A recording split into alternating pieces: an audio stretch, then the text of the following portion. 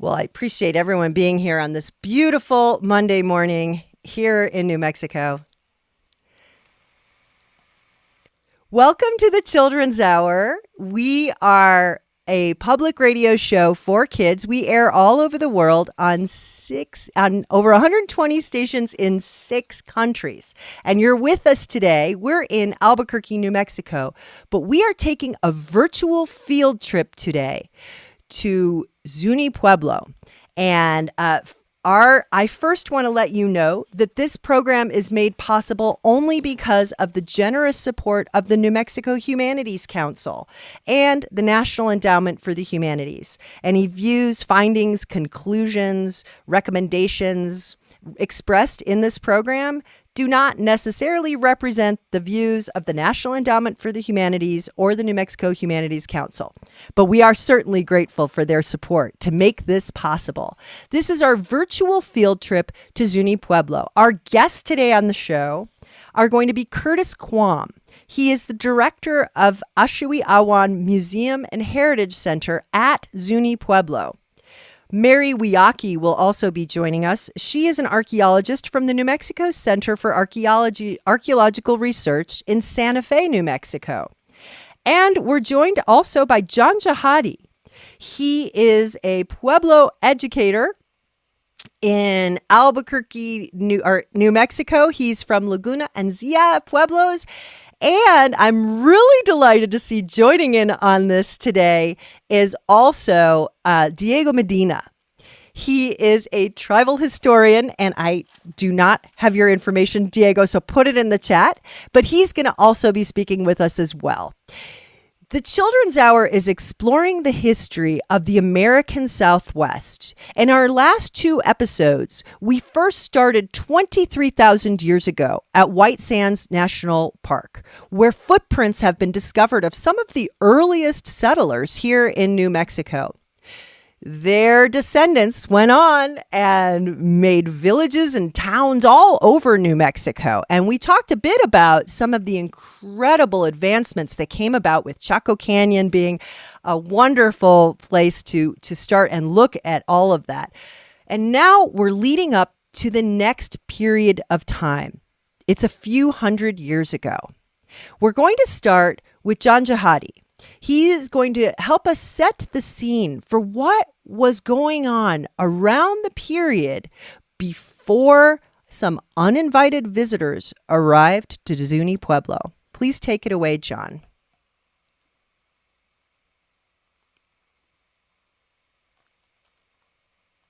John, I can't hear you. I'm not sure why. Darn. Can you hear me?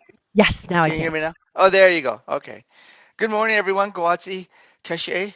Greetings, everyone, and thank you for tuning in to the Children's Hour. I've always appreciated the Children's Hour and everything that Katie does. It's interesting to know, and certainly that when we think about human beings, and that's what we should always keep in mind, that human beings have always been on this side of the world. But at the same time, we want to help our those who want to learn about the Southwest, especially, is that human beings have always worked to improve on their lives, use tools and resources in their environment.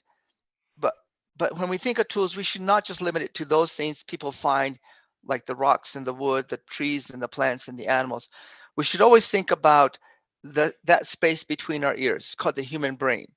Because without the human brain, we cannot work to address specific issues or problems. If we don't like stepping on sharp, pointy things, well, what do we do about that? Oh, we make shoes or moccasins. If we are not don't get enough to eat or are hungry, well, what do we do about that? Certainly, we can kill more animals, but then what human beings did is they learned how to plant and grow all their crops.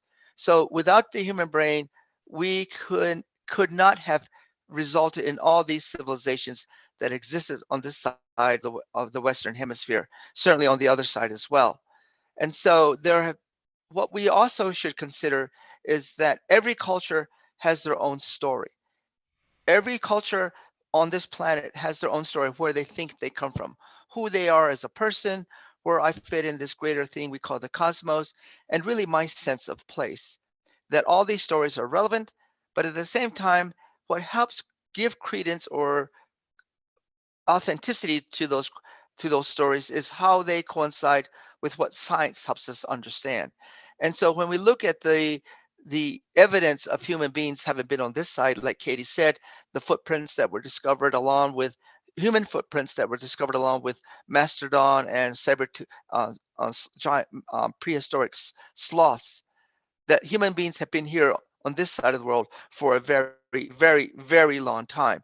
And it's through that process that people learned how to feed everybody, to provide housing for everybody, and most importantly, that everybody realized, we cannot live as a group of people unless we learn how to treat each other a certain way. If I'm mean to you, then you might be mean to me. If I help you with maybe building your house or helping you with your crops when it's time to bring in the crops, well, maybe you'll help me. That's what community means. And we see that in many places throughout the Western Hemisphere, that science does not help us look at human beings and simply say, well, they were always at war. They were always conflicting with one another. But we see more of a sense of community in the Western Hemisphere. So there were many societal structures that were part of the Western Hemisphere, which met I would say, its pinnacle or its highest point when the group of people, what we now refer to as Chaco, significantly changed how people were going to live together. They were no longer living in small little community groups. We're talking a large metropolitan group of people that were able to sustain an entire population of almost like we would say some of our major cities here, when we're talking about thousands of people living together. Then you have to provide housing for everybody. Then you have to provide food for everybody. And then, like I said, leadership comes into this, where there were individuals, which oftentimes included women, that they contributed with their voices, their knowledge, and their just ability to say, to garner leadership and say, all of us need to work together. If we can't work together, then we all going to suffer together. That's what many of these societal structures helped us understand when we look at the stories of our indigenous peoples, also supported by what science helps us understand, that these people would not have existed without science, without a collective understanding of community, and then certainly without some sense of leadership. Those are the three things that human beings all require for sustainable, stable societies. And that was happening all over in different places in the Southwest. And I want to bring in Curtis Quam. He is the director of the Ashiwi Museum and Heritage Center at Zuni Pueblo.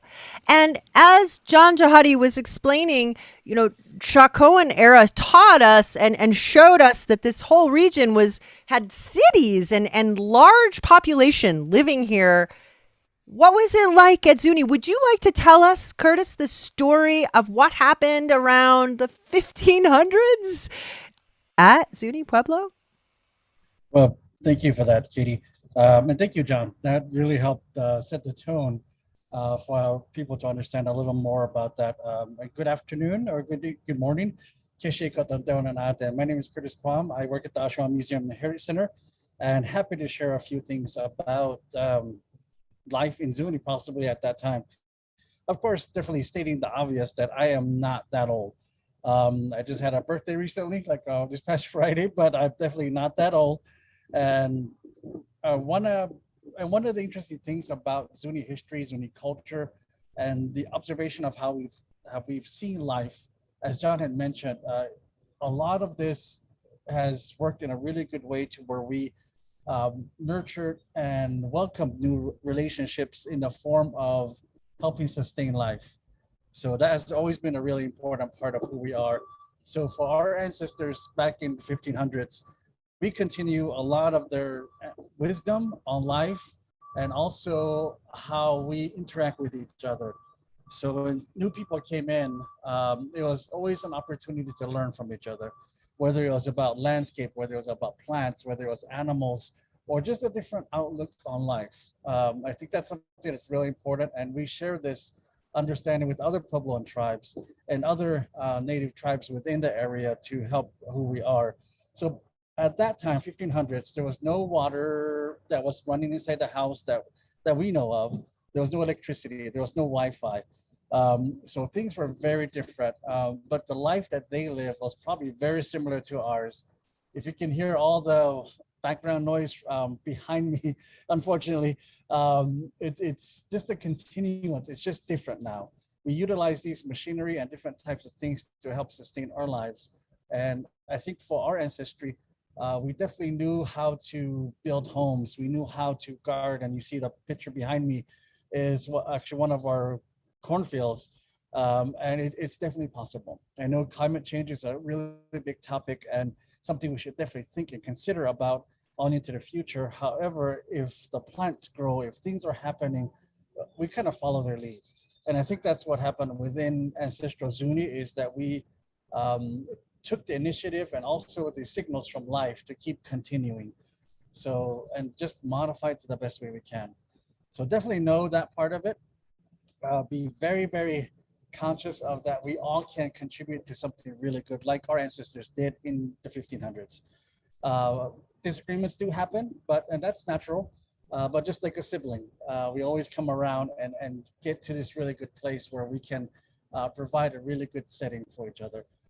So again, there was that time. So before then, there was no convenience stores or anything like that that helped. It was always just helping each other. Um, that was one of the biggest things that I can see from Hawiku and all the other surrounding villages. And just makes you think all these surrounding villages, archaeology today wonders why this was, but they probably knew like what science tells us today with pollination. Since corn is open pollinated, they probably spread out their garden fields just to offset the chance of cross pollination. So everything again, continuing to life, keeping it going. Is there any other specific questions you have on that, Katie? Yes. So when in the 1500s, we're going to come up to this period where people who Zuni people didn't know before and who maybe came with different intentions than just being friendly neighbors came into your region. Talk about that. Exactly when was that? And can you talk about what happened? What I'm trying to imagine being you or your ancestors and working in my field or tending children or the things people do. And suddenly did people from Zuni just see over the horizon people coming? What happened that day? When was that? What happened?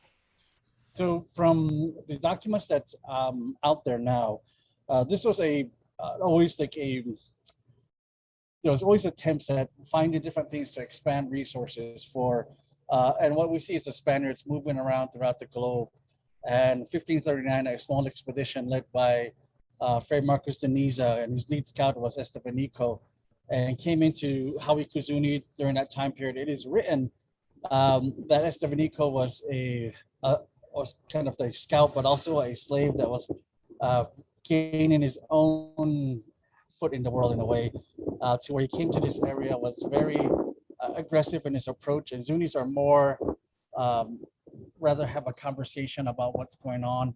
So when this happened, it was a very different vibe and different attitudes, and that resulted in, unfortunately, Estevanico being killed. And from a Zuni side of things, I can definitely tell you it would take a lot to get to that point. So I'm pretty sure that Estevanico, even though again a kind of scholar in a sense at that time, probably crossed a lot of boundaries that he probably shouldn't have. He was killed, and more of a probably defensionary kind of thing is what I kind of think. And died, was killed there, and Fermax and Niza went back to Mexico and said they lied, that they found the 7 cities or 7 places of gold that they were looking for. A bigger expedition was formed, and around July 7th, 1540, is when they came into a village that we call Hawiku, which is about 13, 14 miles southwest of our current Pueblo that we reside in. And when this came in, the only thing I can compare to that for us would be like aliens coming down. If it came down, that will be for us, would be like shocking, would be very, very, would be pretty interesting experience, I'm pretty sure. But if that did happen, it's something that we can compare to today. what they probably saw. One of the things that I've heard from one of our elders and catching our attention when I was younger, is that he related to this weird being coming into our village. This weird creature had 6 legs, 2 heads, and 4 eyes. I'll give you like at least half a minute to think about what do you think that is? Wait, it had 6 legs, Yes. 2 heads, 2 heads, and 4 eyes. right? Yeah. Do any of the kids listening right now want to either you can unmute and tell us what do you think they saw? 6 legs, 4 eyes, 2 heads. I'm not. Go ahead there, young man. I'm not really sure. I have never actually heard that before. So Okay, I'm trying to think out what it could be. good. Like a weird alien. Okay, that's a good suggestion. Does anyone else want to make a suggestion? Anyone? You can put it in the chat. I have a thought, but I don't know. 2 heads, 6 legs, 4 eyes. It wasn't an alien. I'm sorry to tell you that. It wasn't, but in a way, kind of was. So who was it? Who has 6 legs, 4 eyes, and 2 heads? Okay, so the answer to this is it's kind of like a riddle, and I enjoyed this. Definitely, again, it caught my attention when I was a younger gentleman, when one of our historians, our leaders, would talk about this. So instead of referring to a person and a horse, and that was like a big thing, is they've never seen horses before.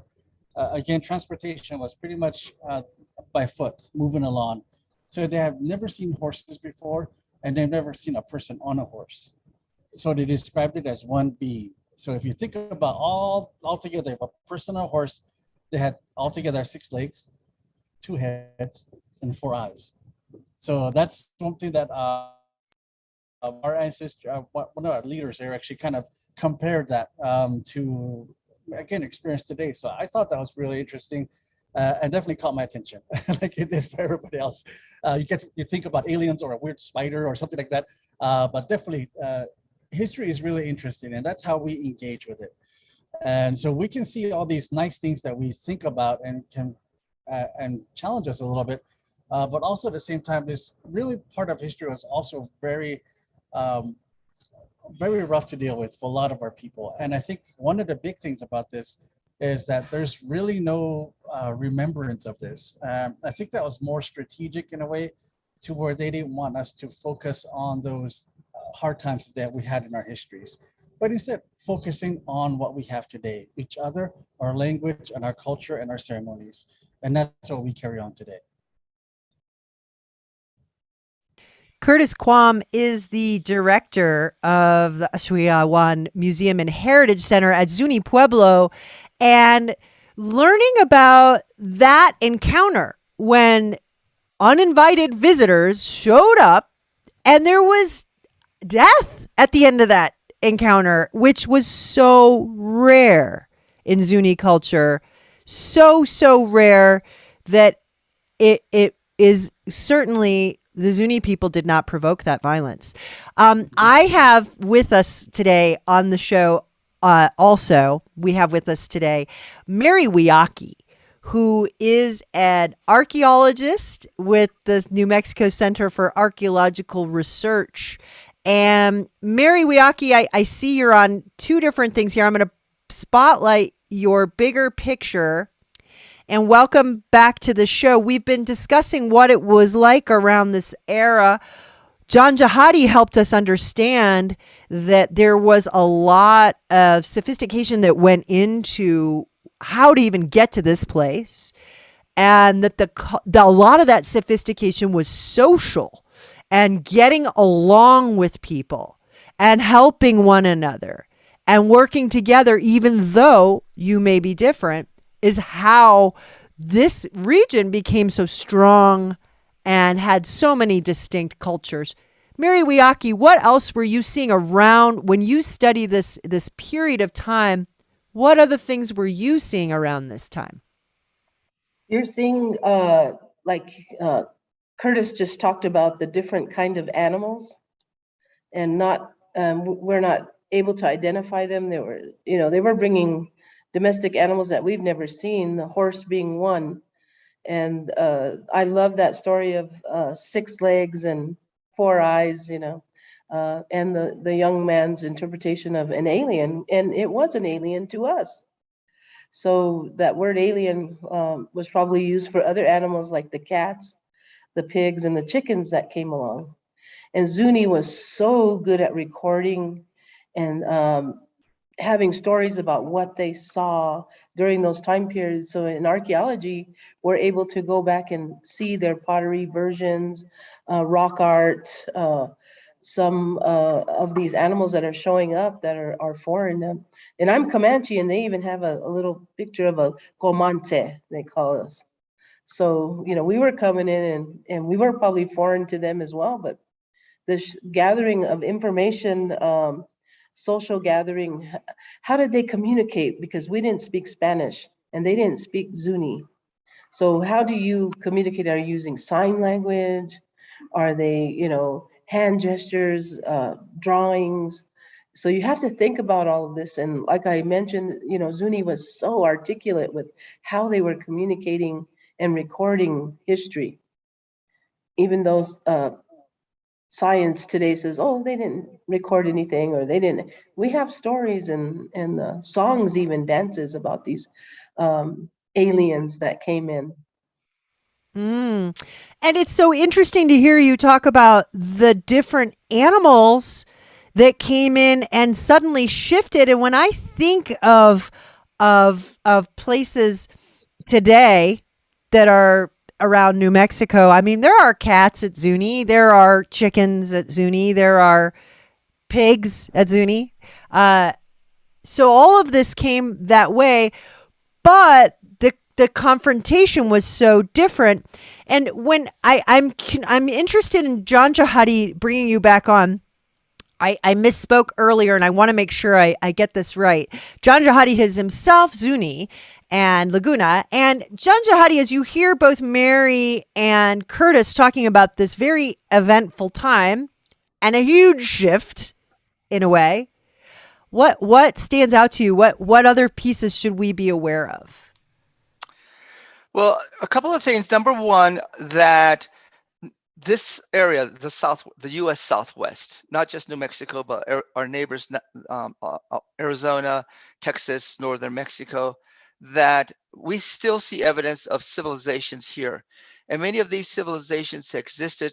Some of them existed for about 400 years. On an average, some of them existed for about 600 years. So there were many civilizations that existed here. And when you put that into a time construct, most of the countries here in the Western Hemisphere have barely been in existence for 250 years. So many of these civilizations that existed, again, requiring that as a collective group of people, there's enough food for everybody, that there's housing for everybody, and that a collective group of people, this group of people, that they all agree that we're going to treat each other a certain way. We call that community, a neighborhood, a village, or whatever you want to call it. It's that everybody agrees that we're going to treat everybody a certain way. Those are the principal components of what we call civilizations.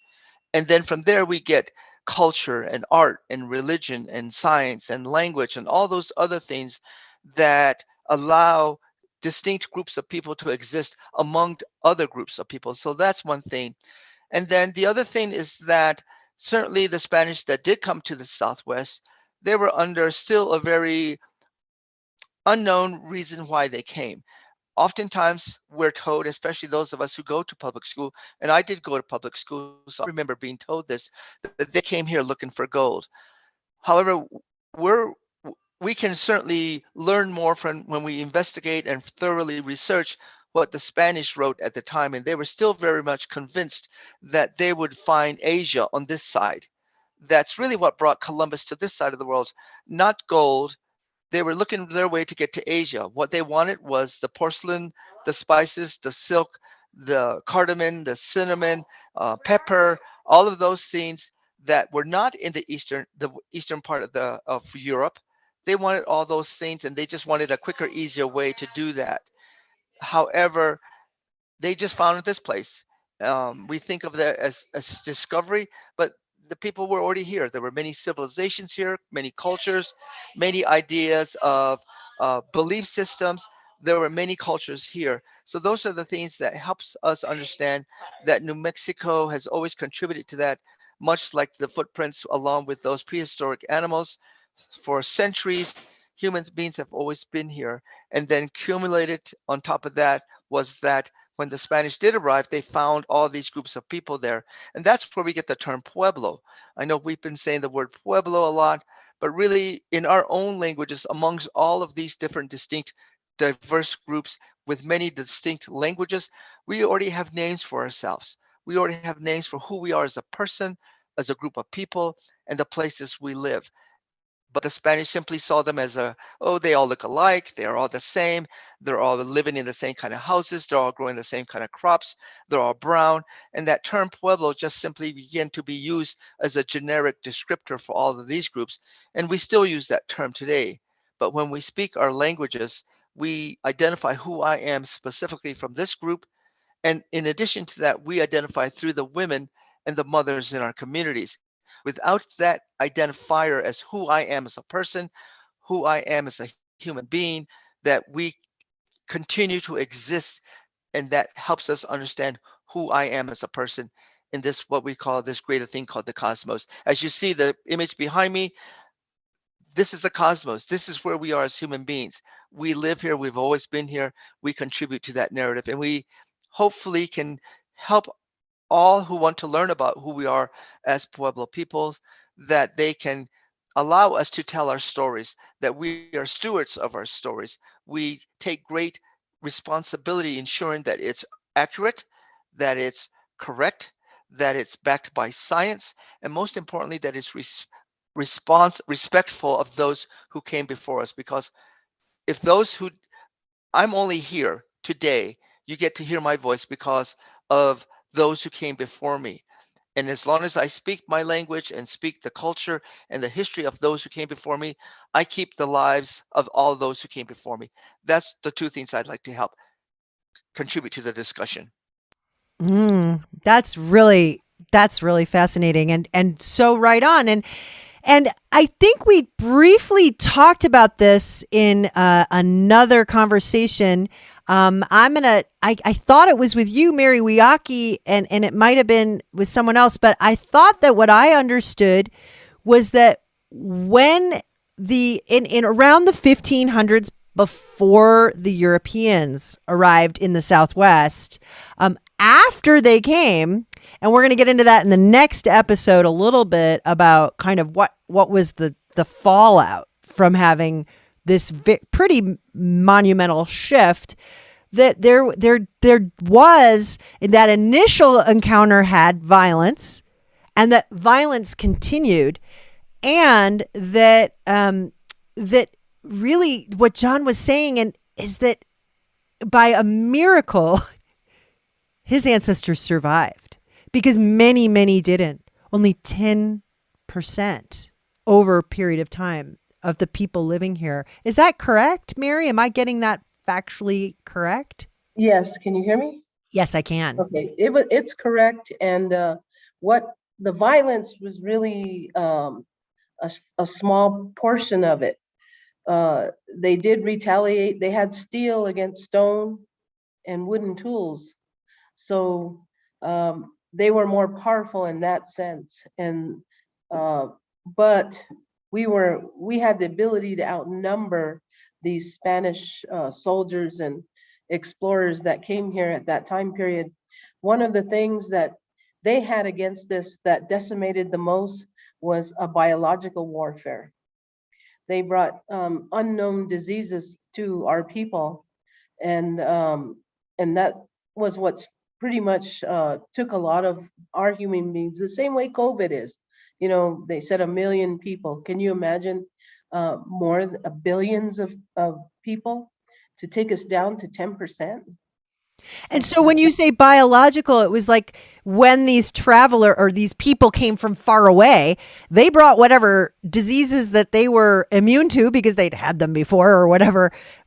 But no one living here had any immunity to those diseases. So it's Exactly. not like they intentionally said, we're going to infect you with a lot of diseases, but certainly that was recognized that people were getting sick. I just can't even imagine being, Curtis or John's ancestors and discovering that these people came and now suddenly people are sick and there's no defense against it. There was really no cure for it, but we had for the influenza and some of the meningitis that happened during that time. We did have plant material that could arrest the fevers and some of the immunity boosters. We had rose hips. We had all kinds of. We were trying everything we could possibly do, and again, when you have that little group that survives, they build that immunity. And I think we started to build our own immune system to these Spanish viruses or diseases or whatever they were bringing a microscopic warfare. And that's a threat that's threatening America from other countries now. We're going to use biological warfare. Yeah, so we know that that's something that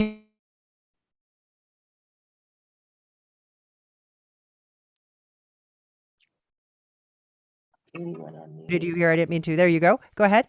Go ahead, Mary. You're unmuted. Oh, am I unmuted now? Yeah, yeah. Sorry about that. I'm sorry.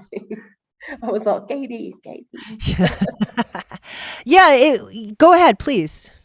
Well, my thinking is, a lot of what was going on with to overcome these viruses.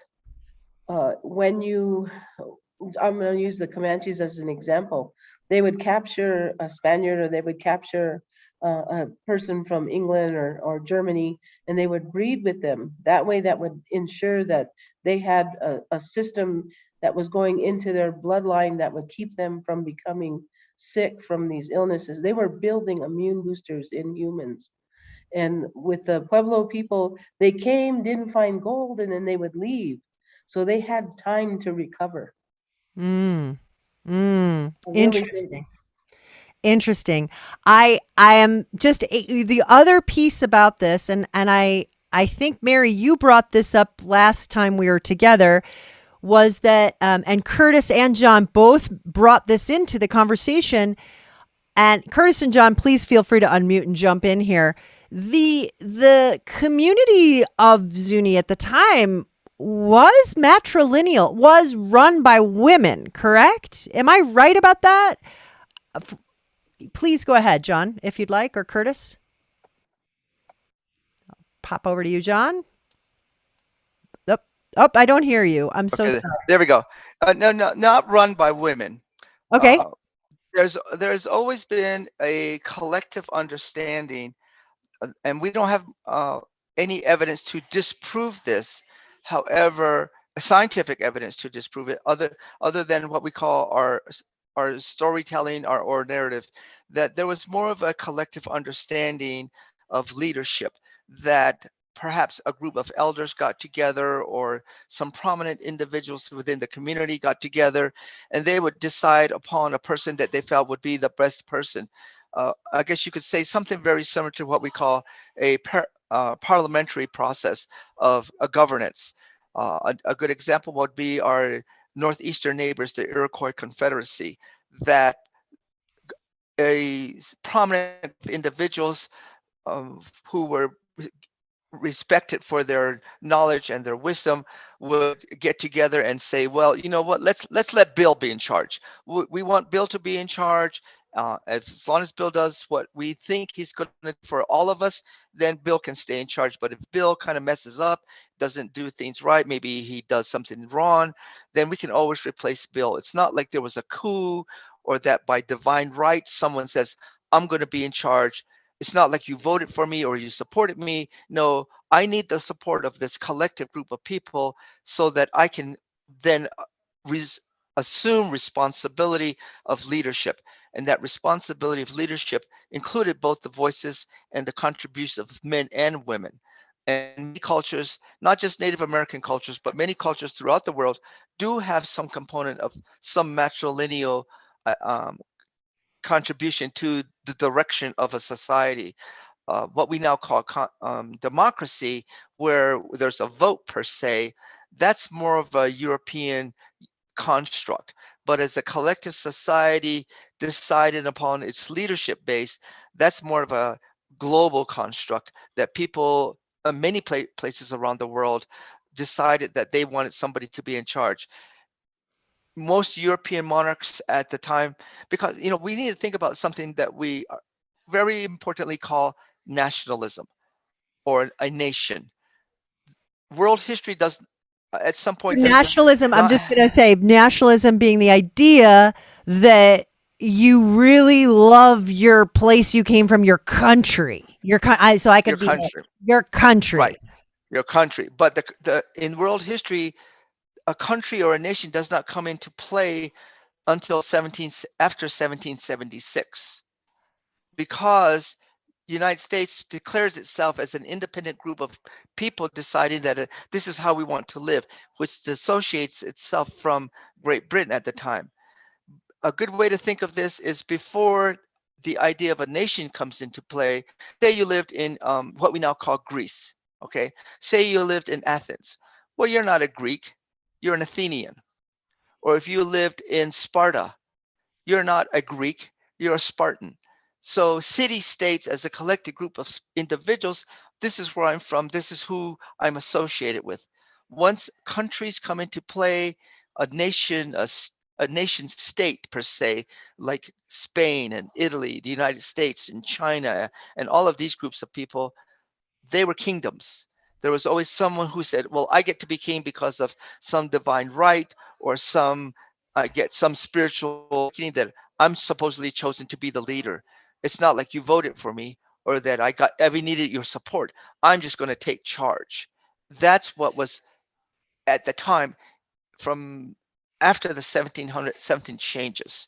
But that was what brought Europeans to this side of the world. They felt it was their right to do that. Mm. They were also backed by the Catholic Church, that I can do no wrong because I'm doing the church's duty. That's what really brought Europeans to this side of the world. That's what history helps us understand. And we can look at the archives of the Spanish crown.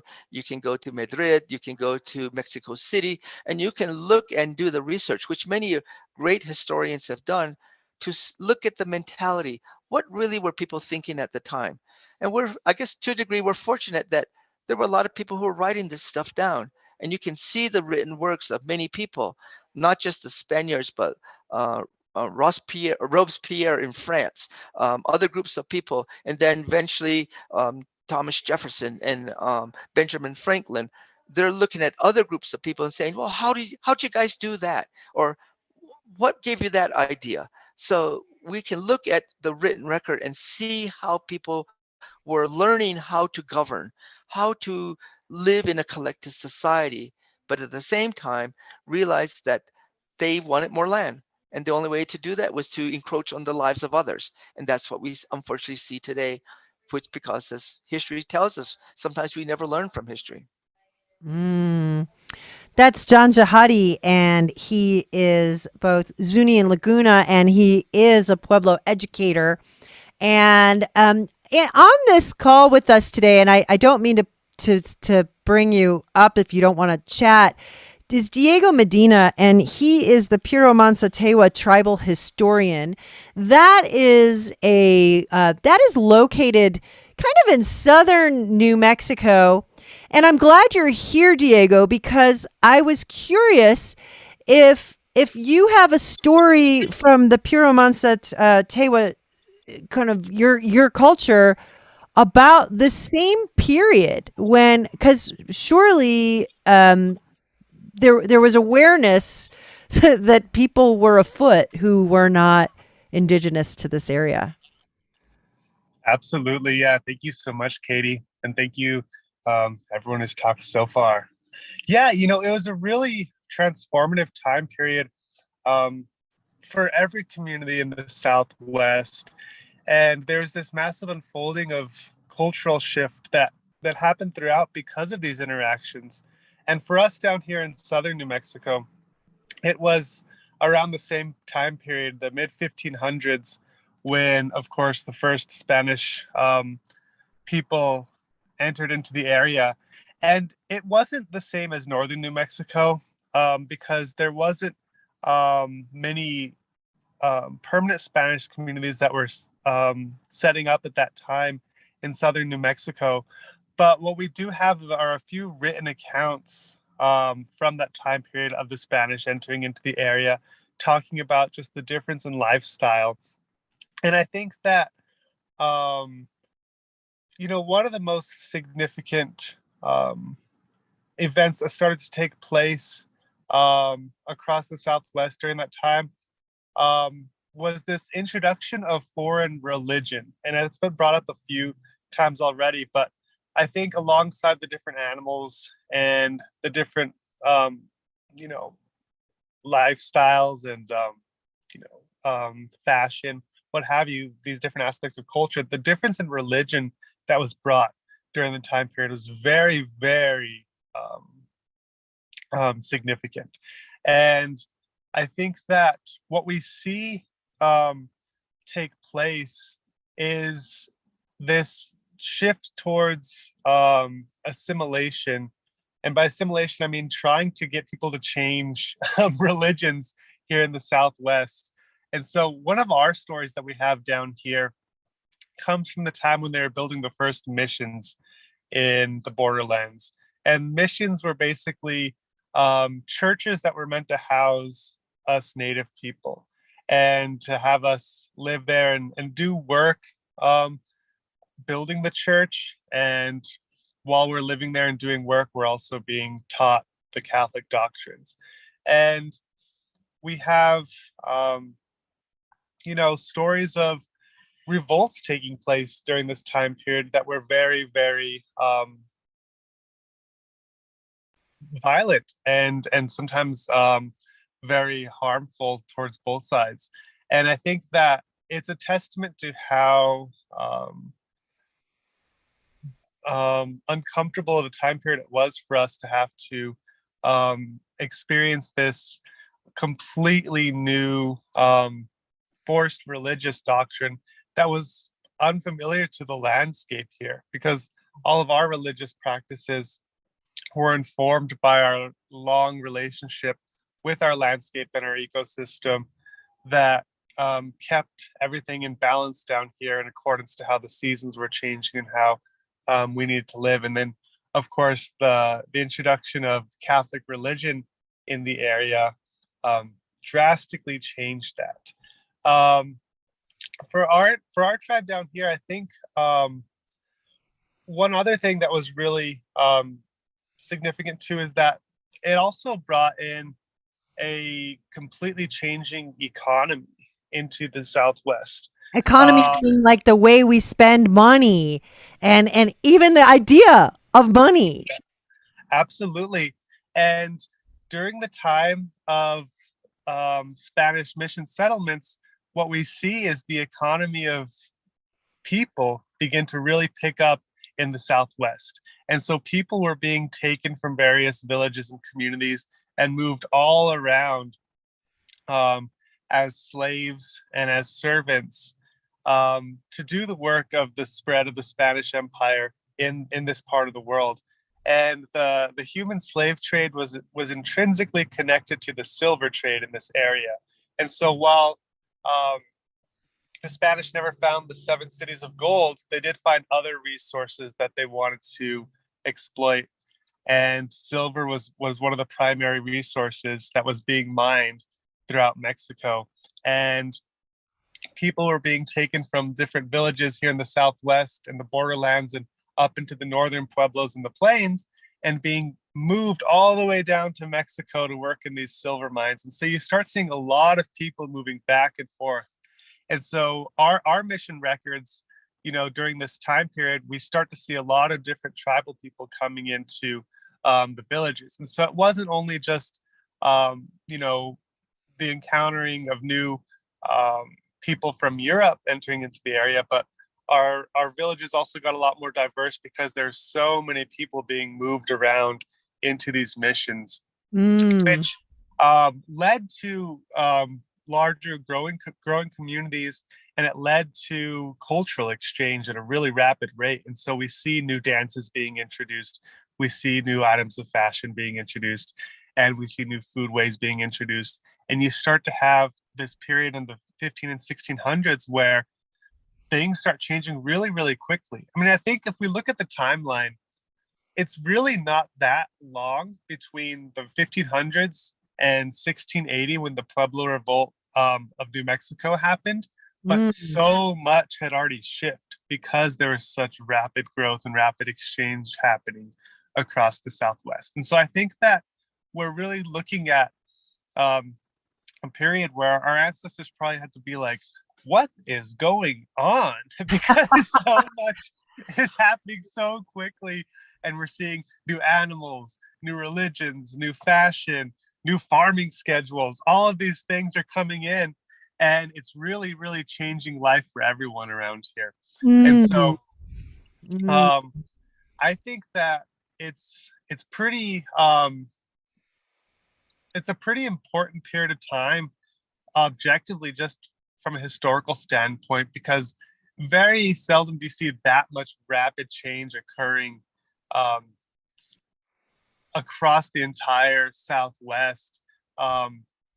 Even though there is, you know, from the time of the first expeditions into this area to the time of the Pueblo Revolt, it was really, really drastic.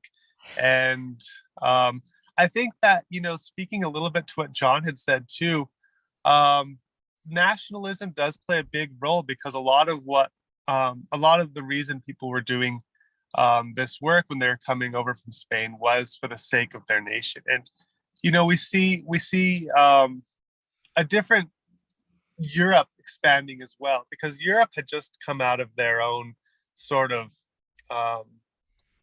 period in time where they experienced the spread of Catholicism in the Roman Empire, and they experienced all of these fracturing nation states start to take hold. And so all of these countries are pretty young themselves. And I think that Europe wasn't always a bunch of nation states competing for economic power. At one point, Europe was a bunch of villages and indigenous communities, kind of like what we had in the Southwest, where they were egalitarian.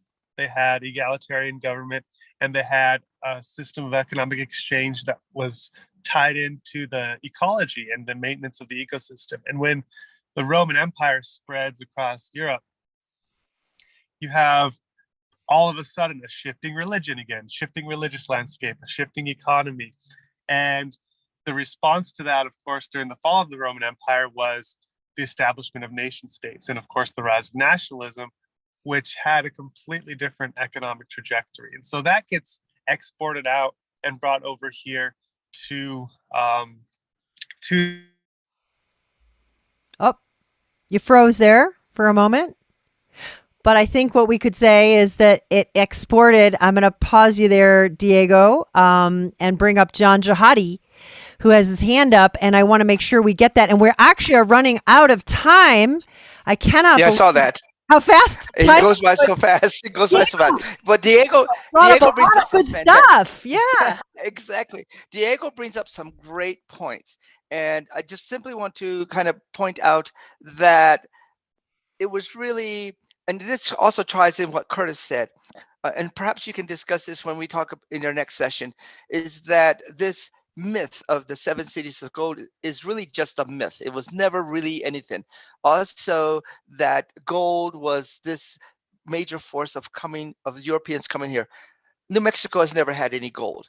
The only thing colored gold here in New Mexico is corn, and it's really our And our gold, son. because without corn, we as a civilization, as a society, as a collective group of human beings living on this side of the world would not have existed without corn. To us, it's our value, it's our commodity, it's really our essence. That's what corn gives to us. And so perhaps later on in one of your discussion groups, you can talk about that. But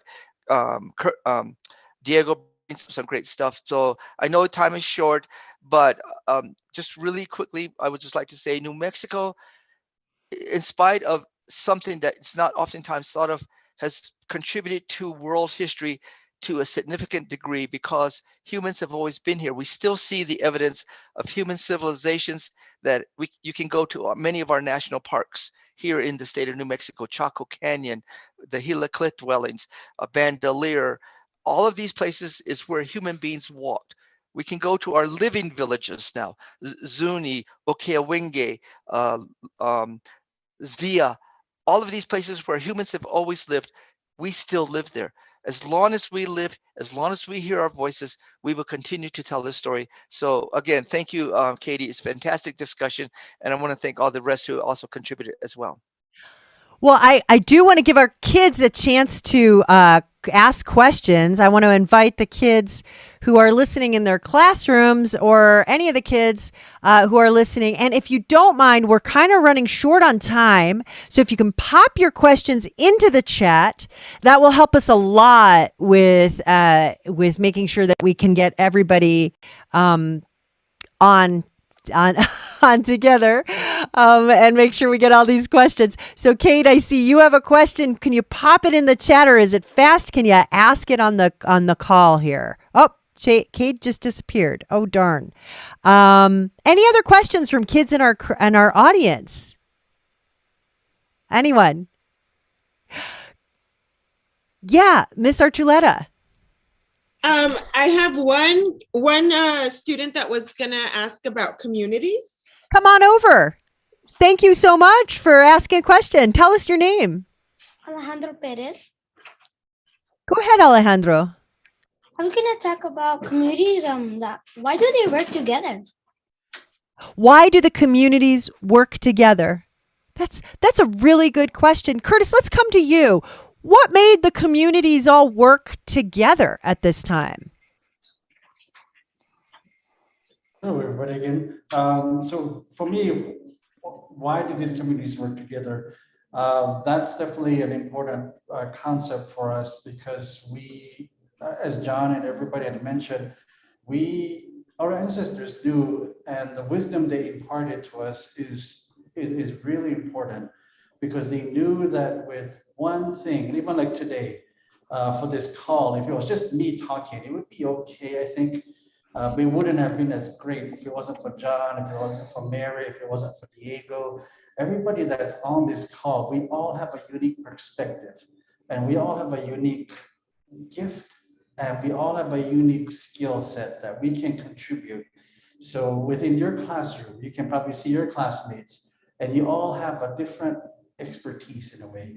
You know how to do different things, and some people might play sports, and you can communicate that to each other, and you can come together. And as a lot of our ceremonies and a lot of our life within our communities, we all need each other. And for the corn to grow, for things to water, in some of the eastern pueblos where there's more water, they clean the irrigation canals and ditches because that's how we all will get water to the cornfields. So when we do this, and knowing that we all have a part in it, that's a really, really important part for us as Zuni and other tribes, is that we all have a place. So that said, we can still understand, very important, we're precious, you're important to your family. So we try to keep that going. John, I see you have your hand up. I have a bunch more questions and we're running out of time. Real quick. Yeah. Real quick. I just want to point out, if any of you have ever played a game, you accomplish more things as a team. When you want to acquire safety in a group, you build community, you develop collective understanding so you all function together. Look at all the plants and animals that you have in your backyard. Everything contributes to something. We don't do anything by ourselves. It reminds me of a very important saying, no one can do everything, but everyone can do something. That's what community means. I love that. And it takes community to make big things. It takes us working together. Mary, being in a community is part of what you've seen as an archaeologist, hasn't it? To be somebody who's to build these beautiful big societies that were built all over here. It took a lot of people working together, didn't it? It takes a lot of people, even the children, as young as you were, there were 3-year-olds who were already doing things around the house or doing things around the community. Um, and nobody really complained about it because we were all enjoying each other's company while we were doing these uh, tasks. And when even your dogs had a responsibility as part of a community member, he's pulling, remember it's pre-horse, so we're doing things with very little conscience about what we don't have. You Yeah. know, we had everything we needed. We had each other. And Mm. that's what a community is. We have each other to lean on psychologically, uh, physical, all these things, religious reasons that we pray together for the same thing. Hmm. And that's part of community. I love that. Now, I have some questions from the Native American Community Academy fourth grade class here. During the initial meeting, which is in quotation marks, did the Spaniards hurt the people of Zuni? Curtis, take it away. Did they hurt the people of Zuni? You're muted there, Curtis. Sorry about that. I unmuted you unmuted me at the same time. So we played this weird game. So yeah, and it sometimes always wasn't physical. There's really heavy stuff on this. I won't go into detail on it. But what we see in the documentation is, yes, they did confront our people. There was a battle, and our people definitely tried to their best they could to defend for themselves. And the fact that we're all here is a testament to how strong and how devoted they were to each other. So like the previous question again, why these communities were important, and like John mentioned, to defend ourselves and also to make sure that this continues. So while like Mary had mentioned, they had steel and we had stone, but really over time, the fact that we're still here, that stone is very strong.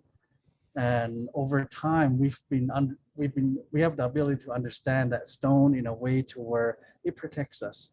And sometimes we still wear that today, or as a part of our ceremonial process of it. So definitely no, yes, it did happen. A lot of our people were hurt. Some did not make it, unfortunately. Mm. And Do you know how many people? One of the questions from the kids was, do you know how many people were hurt at Zuni? Do you have a count of Yeah. what? Oh, you do? Mary and John might have an exact figure. And this is all just, things that we can find in the records. There's probably other records that are out there that have yet to be discovered or written about.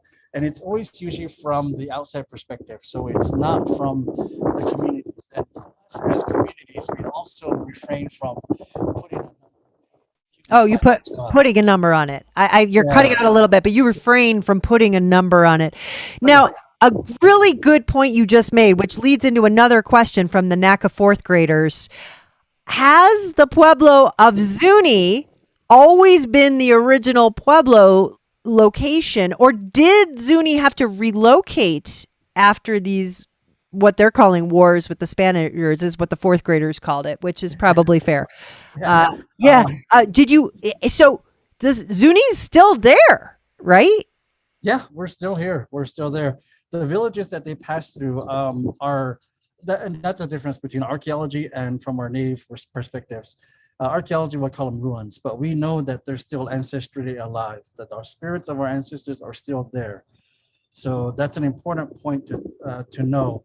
And it's just not Zuni as well. There's all these other Puebloan tribes that are very important, and their existence, we all help each other. So even though we're not, for me, I'm not Laguna, I'm not Acoma, but I respect the ceremonies that happen there, and as well as the Eastern Pueblo tribes, and down to Isleta del Sur. Mr. Diego was talking about that. And all those, we kind of connect to each other because we know this ancestry connects to Chaco, connects to Bandir, like John was mentioning, that this is just an extension of who we are. And it's not only just for Zuni or just for a specific group. It's for all of us. And we're all a part of this. And yes, those villages are still there though. It's just not what you would see in photos or that kind of stuff. It's just remnants of walls and maybe just a hill of artifacts that are spread out in that area. But it's definitely still there. Mm. Mm.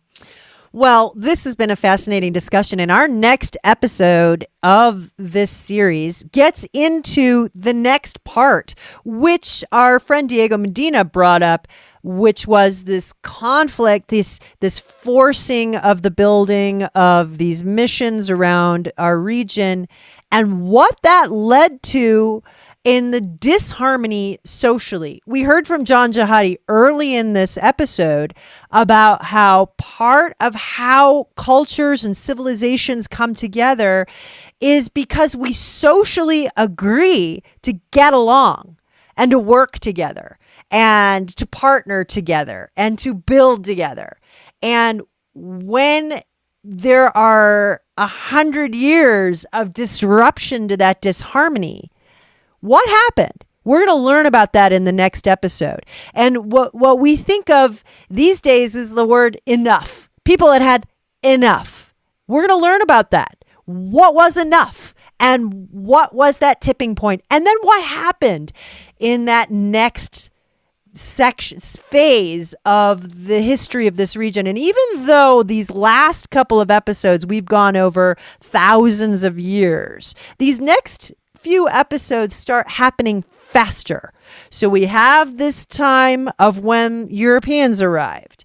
Now we're coming into an era where there was an attempt at cohabitation in this region. And what did that actually look like on the ground? And spoiler alert, it wasn't good necessarily for everyone.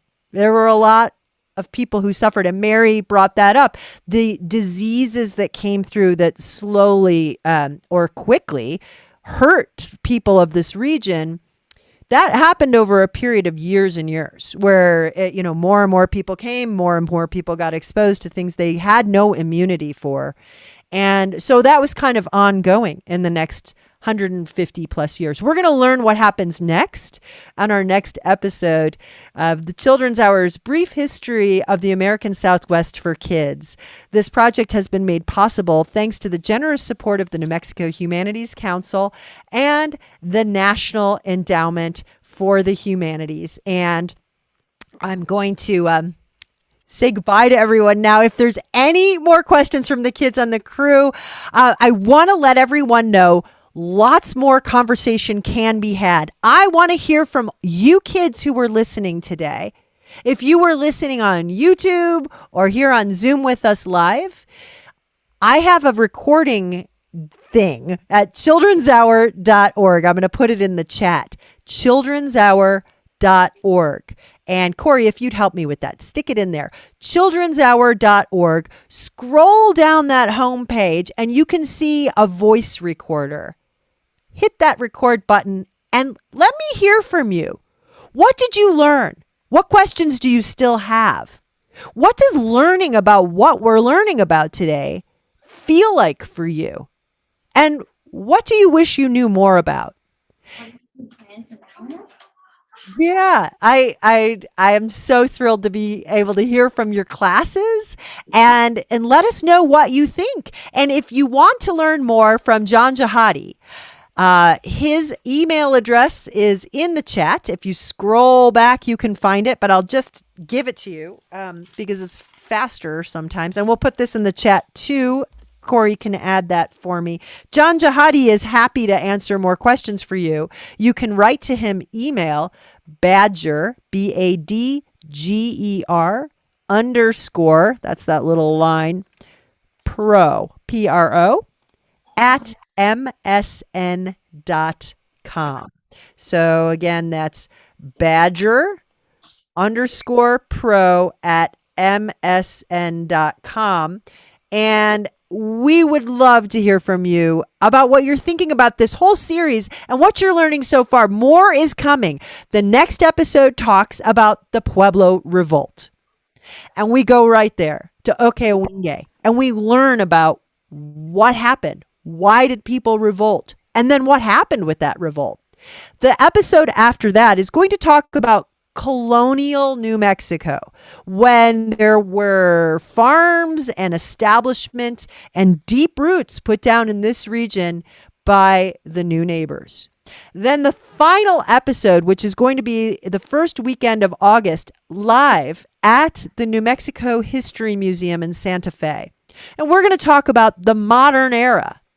That's when people who look like me came to the Southwest.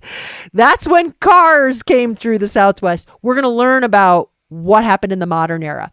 3 more episodes to go. We're so glad you're with us. Tell a friend, childrenshour.org/history. And many, many, many thanks to our guests. Curtis Quam, the director of the Ashiwi Museum and Heritage Center at Zuni Pueblo.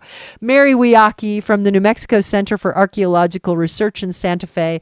John Jahadi, both Laguna and Zia, a Pueblo educator based here in Albuquerque, and also Diego Medina, the tribal historian for the Piramansatewa tribe, Pueblo down in Las Cruces, or outside of Las Cruces, New Mexico. Thank you all for being with us on the Children's Hour's Brief History of the American Southwest with Kids. We're so glad you were here. Thank you all the classes, and you have a wonderful rest of your day. Thank you.